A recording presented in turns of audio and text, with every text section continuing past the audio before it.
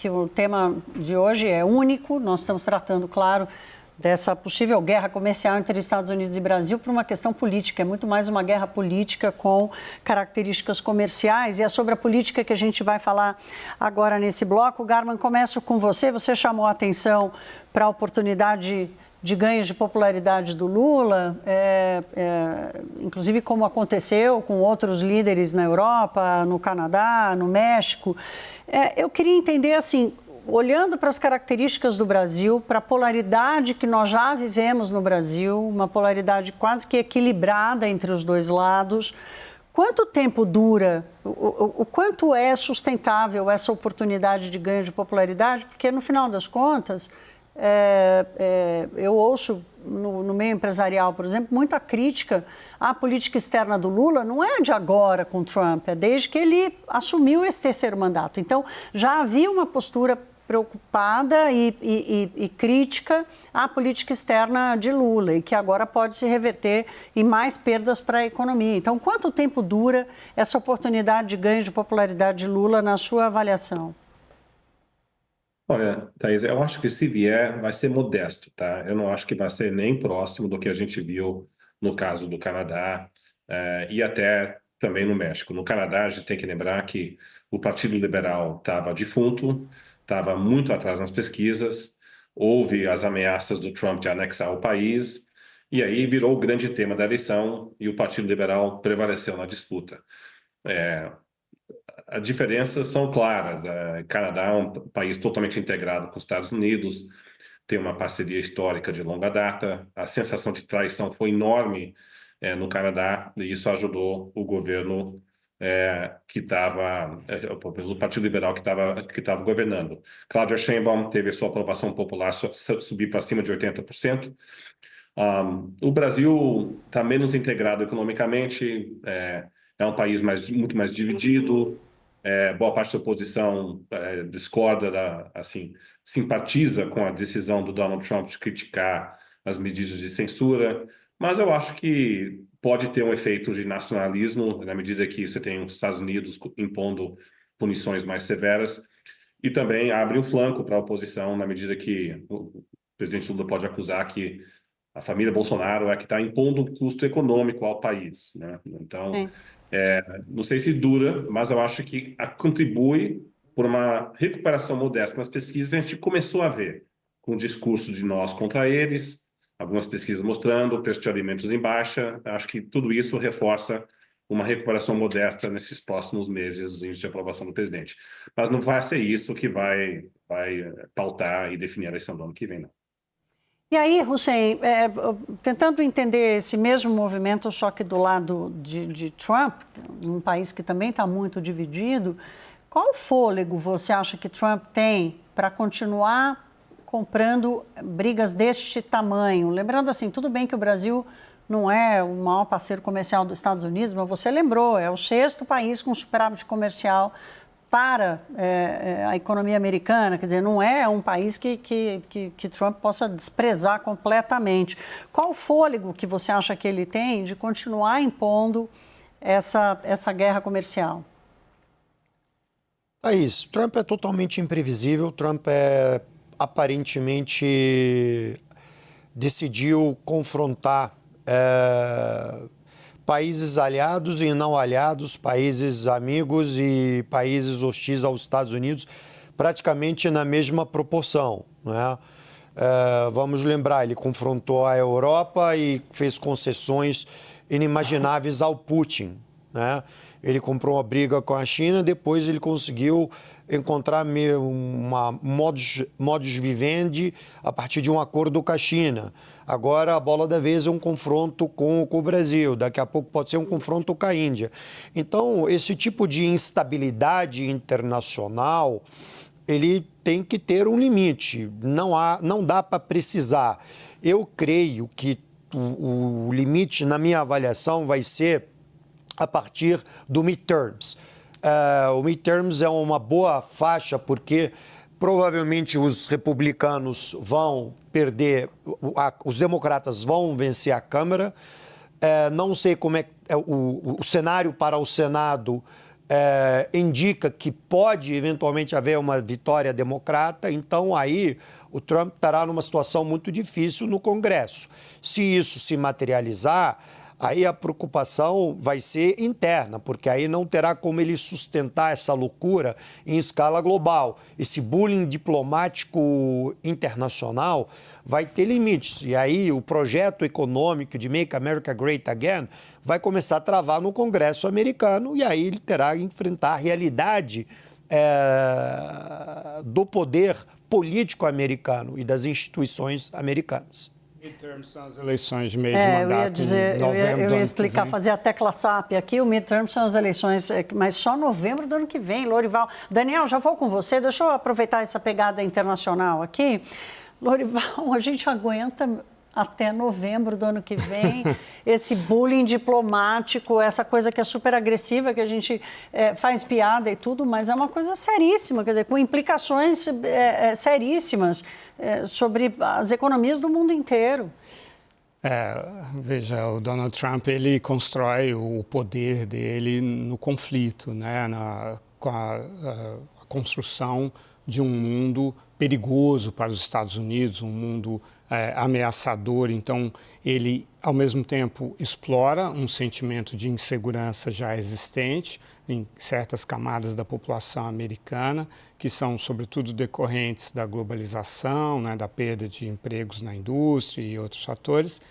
E ele aumenta esse sentimento de insegurança. E a insegurança, de acordo com a geopolítica clássica, é a grande causadora das autocracias, né? São as nações inseguras, as nações terrestres, né?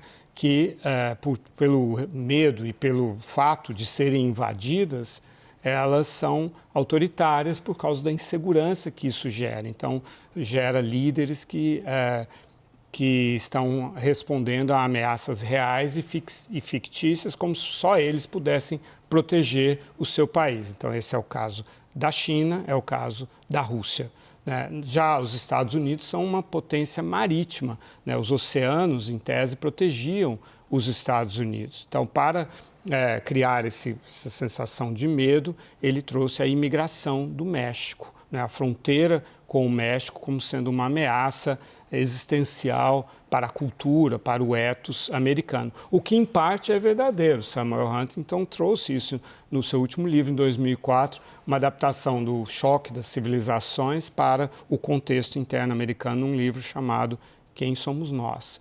Então, o Trump representa essa exploração política do medo, da insegurança. Então, sim, enquanto ele estiver na Casa Branca, é isso que nós vamos viver. E, em princípio, em novembro, se os democratas conseguirem maiorias suficientes, eles podem tentar o impeachment do Trump. Mas até lá é isso que nós teremos, sim. Pedi para trocar água por um chá de camomila. Daniel, o governo brasileiro, é assim que o governo brasileiro enxerga Donald Trump? E aí, sobre a oportunidade de ganhos de popularidade. Isso está óbvio na atuação que você está acompanhando aí do Palácio Planalto? Thaís, quero trazer um ponto. Talvez Donald Trump tenha mirado em Lula e acertou em Tarcísio de Freitas. Tarcísio de Freitas aqui é um símbolo de uma direita não exatamente bolsonarista, ou que pelo menos não carregue Bolsonaro no sobrenome, que encara uma esquerda e um petismo, um lulismo fragilizado, que chegaria em 2026 competitivo, mas talvez já não favorito, muito apoiado por setores econômicos, pelo empresariado, capaz de dialogar com o Centrão, enfim. E a gente via Eduardo Bolsonaro saindo de cena ali, fragilizado na busca pela tentativa de ser o candidato do bolsonarismo em 2026. Me parece que agora esse jogo de forças muda. Eduardo Bolsonaro, a família Bolsonaro saem muito fortalecidos desse processo. Você tem de novo a ultrapolarização. Isso é ruim para Tarcísio e para o que Tarcísio simboliza, a procura de um outro nome no campo da direita. O Garman falava isso no começo, não está descartado, eu já começo a ouvir isso na órbita bolsonarista. Essas tarifas de Trump entram em vigor, pelo que ele disse na carta, em 1º de agosto. Você tem 22 dias até lá. E você já tem no bolsonarismo gente dizendo, olha, no fundo, essas são as tarifas morais, em referência ao Alexandre de Moraes do Supremo, a tudo que o Trump falou, manifestou na carta sobre Big Techs.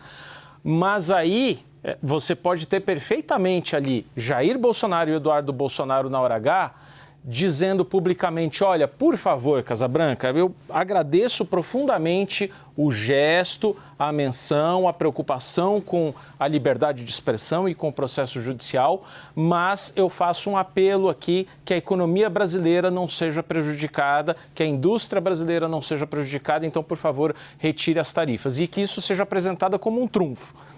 Foram capazes de evitar Mas aí o uma coisa Palácio do grave Planalto para a tem indústria medo nacional. disso? O Planalto tem medo disso? O Palácio do Planalto está adorando essa ultrapolarização, porque traz de novo a possibilidade, é o nós contra eles, é o rico contra pobre, e agora de novo a defesa da soberania nacional. Permite ao Palácio do Planalto se apresentar como grande defensor da economia brasileira e da soberania nacional. É um jogo bom, porque não é só para pegar os votos do centro, os votos dos moderados, é também para energizar a sua militância, a sua base, a sua esquerda, sem o que não se tem uma eleição bem-sucedida em 2026. Hussein queria complementar? Só um minuto.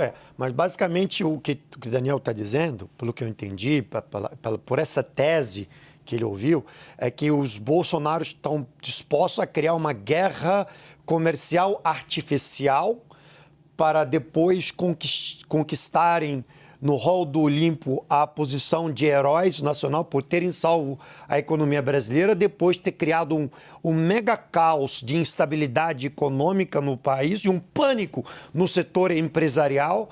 Isso me parece uma medida, uma guerra comercial artificial absolutamente inconsequente, irresponsável, porque isso vai prejudicar vários empresários brasileiros, vai prejudicar o sistema financeiro brasileiro, vai prejudicar os investidores brasileiros, para depois eles chegarem com uma proposta dentro desses 22 dias para se apresentarem como salvadores da pátria. Então, isso é totalmente o Garman, acho que o Garman, eu ia te perguntar exatamente isso, Garman. A gente falava aqui da fragilidade de Lula de enfrentar o Trump de frente, mas os Bolsonaro também têm essa fragilidade de estarem completamente fora da realidade, né? A minha suspeita é que a família Bolsonaro não estava pedindo uma tarifa de 50% sobre todos os produtos brasileiros. Tudo que eu tinha escutado de relatos é que eles estavam focados muito mais em sanções individuais ao ministro Alexandre de Moraes.